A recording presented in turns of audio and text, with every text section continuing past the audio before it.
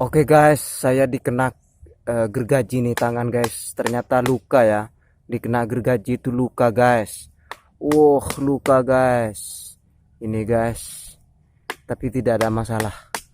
Oke, karena saya sangat hobi dengan dunia bonsai ya. Bagaimana kemudian di setiap langkah saya sangat bermanfaat bagi orang lain. Itu adalah kepuasan saya. Oke. Pada hari ini sangat luar biasa ya. Saya dihadapkan pada suatu babon yang perantingannya begitu banyak, kemudian percabangan silang sengkarut kemana-mana ya. Nah, pada hari ini apa yang bisa kita lakukan? Nah, itu dipotong ya, dipotong.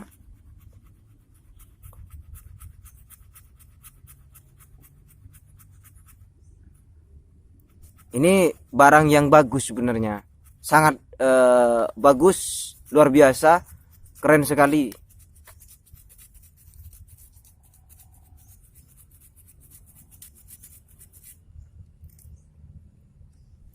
Nah, itu bisa ditanam lagi, yang diputus ini bisa ditanam lagi. Oke guys, jadi di sini yang dipotong tadi guys. Oke guys, ini dipotong nih. Karena kenapa dipotong? Karena ini dengan ini sangat berdekatan sebagai ibikan dominan, dan saya memilih yang di belakang ya. Ini kalau dibiarkan akan mengganggu yang di belakang, maka saya potong.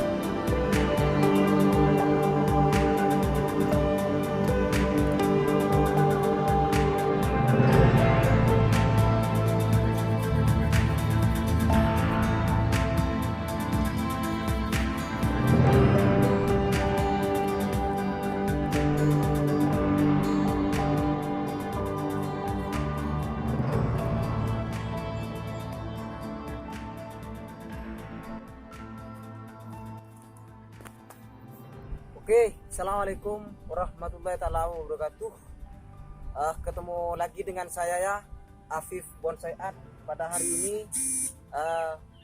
saya baru selesai memperbaiki bakalan bonsai dengan karakter yang sangat luar biasa.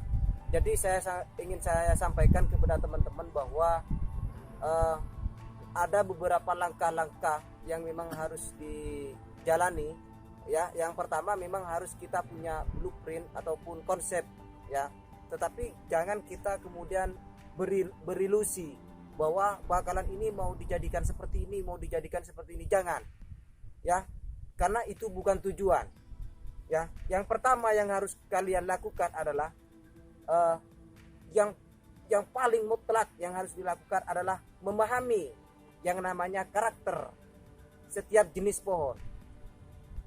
Kalau serut, karakternya bagaimana? Nah, kita harus tahu di habitatnya bahwa serut ini hidup di suatu gumpalan tanah ya, di mana segumpalan tanah di situ membuat perantingan-perantingan itu mengalir kemana-mana di dalam gumpalan tanah itu ya. Kalau kata orang Madura itu kumuh gitu kan. Ketika mengalir kemana-mana, maka akar itu menjadi suatu perantingan, menyebabkan suatu perantingan itu tumbuh, sehingga banyak percabangan yang keluar, yang tumbuh ya kan, yang kemudian berbentuk menjadi suatu perkumpulan batang-batang, perkumpulan perantingan-perantingan menjadi satu kesatuan, menjadi unity. Nah, itu karakter pohon yang hidup di satu gumpalan tanah. Sehingga langkah pertama yang harus dilakukan adalah harus memahami yang namanya karakter pohon itu. Kemudian setelah itu kita mencari yang namanya gerak dasar atau batangnya ini ya, induknya. Setelah mencari induk ya, yang harus kita lakukan dalam raf seperti ini, konsep-konsepnya yang pertama adalah kita harus memikirkan yang namanya apical dominan atau batang yang besar, yang baru yang tumbuhnya besar ya kan, paling besar, tinggi ya kan, itu apical dominan. Kemudian yang kedua, kita harus memikirkan yang namanya balance ya, atau keseimbangan dari secara keseluruhan. Kalau tidak seimbang, maka kita harus melakukan counterbalance ya. Setelah kita melakukan counterbalance, maka kita harus memikirkan yang namanya unity ya, satu kesatuan yang bervariasi. Setelah itu kita memikirkan yang namanya variasi atau apa istilahnya yang namanya ya, formasi ya. Formasi tadi harus zigzag, jangan kemudian flat. Ini kan zigzag ini, semuanya zigzag ya, untuk menciptakan dimensi ya, seolah-olah kita melihat pohon besar di alam ya, menjadi satu kesatuan unity. Kita harus mendesainnya, kita harus zigzag. Kemudian skala, di sini ada yang kecil di depan, kemudian ada yang kecil-kecil ya kan, ada perspektif perspektif kedekatan, perspektif kedalaman, kemudian yang di belakang ada perspektif kejauhan ya kan. Nah, kemudian setting sedemikian rupa percabangan itu ada yang ke sana, kemudian ada yang ke depan, ke belakang, lurus dan sebagainya. Itu kan bagian dari formasi dan bagian dari variasi untuk menciptakan suatu drama alam yang indah gitu ya. Itu. Kemudian yang terakhir adalah natural ya. Makanya hukum alam itu mutlak, tidak boleh dikesampingkan yang namanya hukum alam itu ya. Jadi kita mengenal yang namanya morfologi. Nah, kemudian mengenal yang namanya fisiologi. Fisiologi itu mekanisme kerja, bagaimana kemudian tumbuh-tumbuhan itu hidup ya. Kalau fisiologi itu bahasa gampangnya itu kita mempelajari bagaimana proses tumbuh-tumbuhan itu hidup ya kan. Terjadinya fotosintesis, prosesnya itu bagaimana, kemudian muncul daun mengikuti apa gitu kan, mencari apa, kemudian perantingan, percabangan itu mengikuti apa. Nah, kalau perantingan dan daun itu mengikuti matahari. Oke. Nah, sedangkan percabangan itu akan terjadi suatu perubahan ketika ada yang namanya faktor eksternal. Misalnya ada morfologi. Morfologi itu suatu pengaruh luar yang menyebabkan pohon itu berubah bentuk, berubah posisi ya. Nah, itu. Jadi aspek fisiologi dan morfologi itu kalau kita benar-benar menguasai, setidak-tidaknya kita akan bisa menciptakan suatu karya yang bagus, yang indah. Apalagi kita menguasai yang namanya morfologi tanaman, kemudian fisiologi tanaman, hortikultura, estetika seni, ya kita memahami ilmu-ilmu yang berkaitan lainnya ya tentang tatakan-tatakannya, itu sebetulnya bagaimana secara keseluruhan itu bisa menciptakan suatu karya bonsai yang indah. Oke, ini salah satu karya bonsai pada hari ini. Terima kasih. Salam seni bonsai Indonesia, Spirit Black Wires.